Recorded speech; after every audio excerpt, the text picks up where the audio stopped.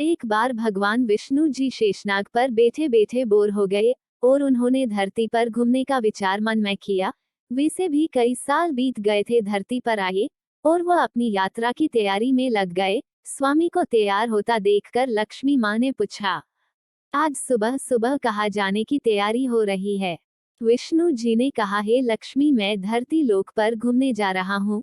तो कुछ सोचकर लक्ष्मी माँ ने कहा, हे देव, क्या मैं भी आपके साथ चल सकती हूँ? भगवान विष्णु ने 2 पल सोचा, फिर कहा, एक शर्त पर।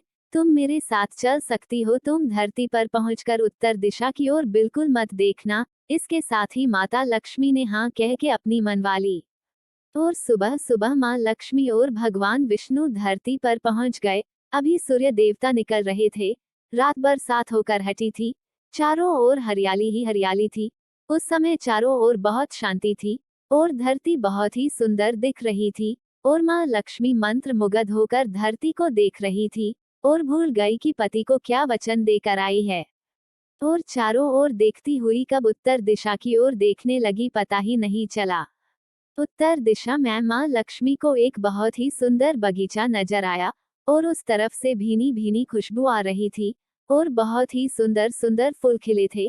यह एक फूलों का खेत था और माँ लक्ष्मी बिना सोचे समझे उस खेत में गई और एक सुंदर सा फूल तोड़ लाई। लेकिन यह क्या, जब माँ लक्ष्मी भगवान विष्णु के पास वापस आई तो भगवान विष्णु की आंखों में आंसू थे और भगवान विष्णु ने माँ लक्ष्मी को कहा कि कभी भी किसी से बिना पूछे उसका कुछ भी नहीं लेना चाहिए और साथ ही अपना वचन भी याद दिलाया। माँ लक्ष्मी को अपनी भूल का पता चला तो उन्होंने भगवान विष्णु से इस भूल की माफी मांगी। तो भगवान विष्णु ने कहा कि जो तुमने जो भूल की है उसकी सजा तो तुम्हें जरूर मिलेगी।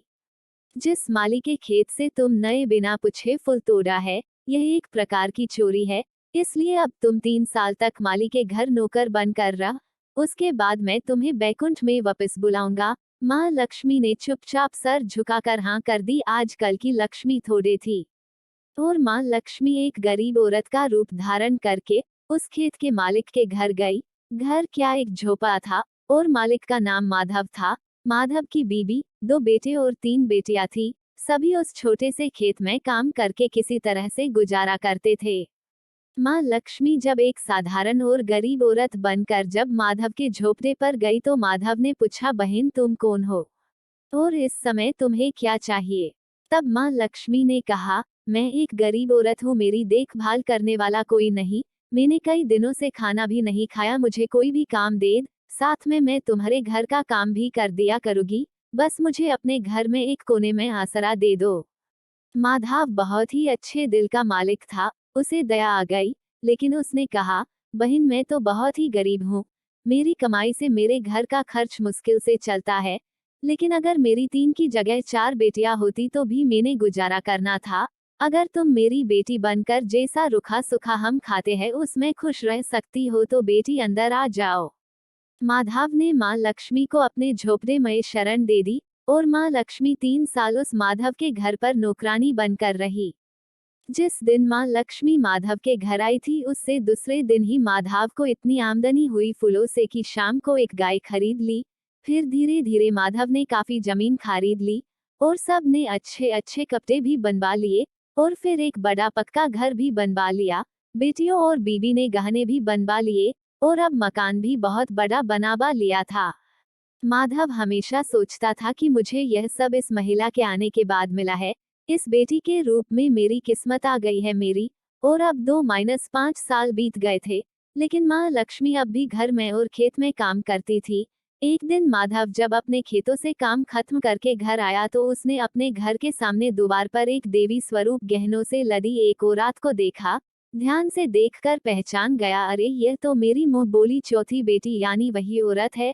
और पहचान गया कि यह तो माँ लक्ष्मी है। अब तक माधव का पूरा परिवार बाहर आ गया था और सब हैरान होकर माँ लक्ष्मी को देख रहे थे। माधव बोला, है माँ हमें माफ कर, हमने तेरे से अनजाने में ही घर और खेत में काम करवाया है माँ, यह कैसा अपराध हो गया है माँ, हम सबको माफ कर दे। अब माँ लक्ष्मी मुस्कुराई और बोली, है माधव तुम बहुत ही अच्छे और दयालु व्यक्ति हो। तुमने मुझे अपनी बेटी की तरह से रखा, अपने परिवार के सदस्य की तरह से। इसके बदले मैं तुम्हें वरदान देती हूँ कि तुम्हारे पास कभी भी खुशियों की और धन की कमी नहीं रहेगी। तुम्हें सारे सुख मिलेंगे जिसके तुम हकदार हो। और फिर माँ अपने स्वामी के दोबारा भेजे रथ में बैठकर बैकुंठ चली गई।